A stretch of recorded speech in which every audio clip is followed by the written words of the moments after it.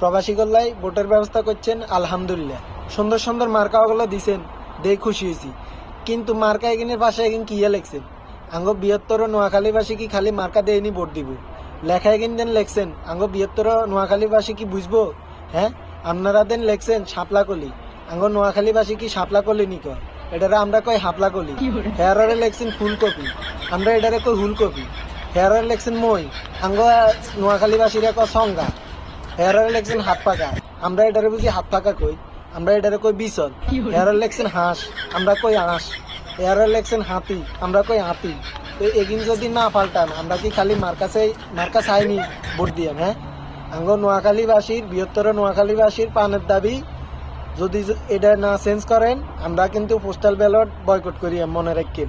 আঙ্গ মাতৃভাষা যে এটা আছে সেটা দিয়ে সুন্দর মতো আবার হাডান, নইলে কিন্তু বয়কট করে দিয়ে কই দিছি।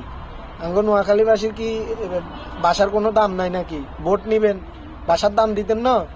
আমরা এত সুন্দর করে দিতেন, এই যে পরের হক হই, এটা আপনারা বুঝেন না? হ্যাঁ, পাল্টান। সালাম আলাইকুম।